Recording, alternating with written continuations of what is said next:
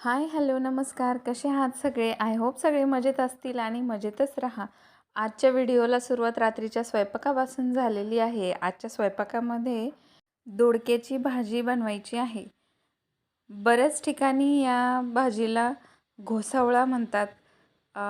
काही ठिकाणी याला अ, हिंदीमध्ये बहुतेक याला तुरई म्हणतात आणि आमच्या तिकडे याला पारशी दोडकी म्हणतात.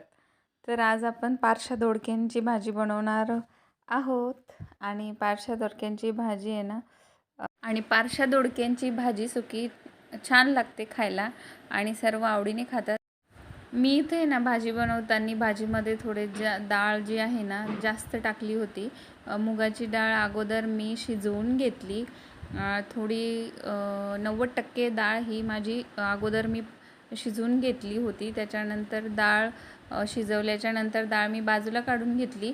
एक कांदा कापून घेतला आणि मग भाजीला फोडणी दिली. फोडणी मध्ये जिरे आणि मोहरी घातली. नंतर कांदा छान गुलाबी रंगावर परतून झाल्यावर मी त्याच्यामध्ये ना थोडंसं लसूण आणि पारसा दोडका आहे तो दोडका घालून अगोदर त्याला छान परतून घेतलं. त्याच्यामध्ये लाल तिखट आणि हळद आणि मीठ हे घातलं आणि थोडा वेळ 2 मिनटं झाकून ठेवलं. थोडेसे नरम झाल्याच्या नंतर मी त्याच्यामध्ये डाळ आणि 2 चमचे शेंगदाण्याचा कूट घातला आणि जो की मी शेंगदाणे भाजून आणि कूट असा बनवून ठेवलेला आहे, जेणेकरून ज्यावेळेस अशी काही इमर्जन्सी फटाफट आपल्याला भाजी बनवायची असेल तर तो कामाला येतो. आणि मग त्याच्यानंतर भाजी मस्त छानपैकी माझी शिजून तयार झाली होती. तर कोथिंबीर असेल ना तर कोथिंबीरही त्याच्यावरतून तुम्ही घालू शकतात, छान लागते खायला.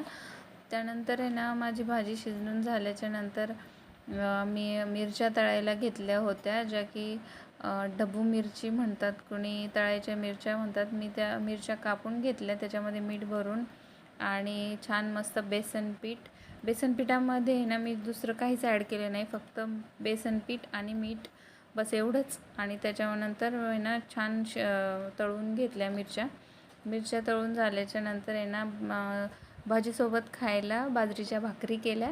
मस्त भाजी आणि मिरची आणि बाजरीची भाकरी असा रात्रीचा बेत होता आणि छान सर्वांनी बसून जेवण केलं. ज्यांना जर आहे ना तिखट खायला आवडत नसेल ना तर ह्या मिरच्या घेऊन येताना आहे ना अशा कोवळ्या मिरच्या आणायची, ज्याची स्किन आहे ना एकदम सॉफ्ट मऊ असते. आणि ज्या मिरच्यांची स्किन एकदम हार्ड झालेली असते ना त्या मिरच्या थोड्याशा तिखट असतात.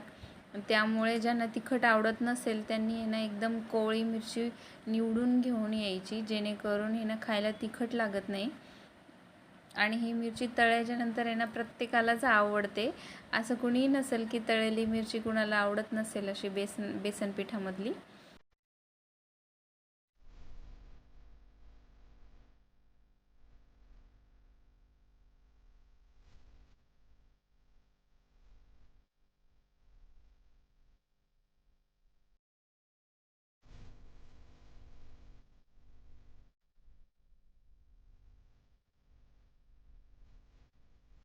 आणि ही आहे आजची सकाळ. सगळ्यात अगोदर सगळ्यांना गुड मॉर्निंग. आणि आज आहे रविवारचं आहे ना, सगळे घरी असल्यामुळं खूप सकाळी घाई गडबड असते. तर डायरेक्ट मी चहा ठेवलेला होता, तर त्यावेळेसपासून शूट करायला सुरुवात केली.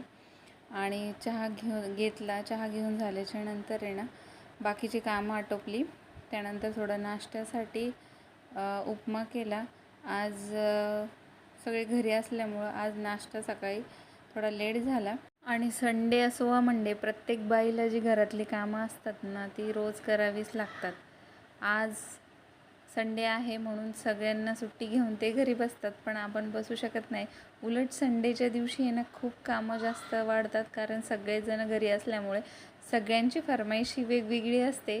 आणि त्यामुळं संडेचा दिवसही आपला खूप, जे हाऊसवाईफ असतात ना त्यांचा खूप बिझी जातो.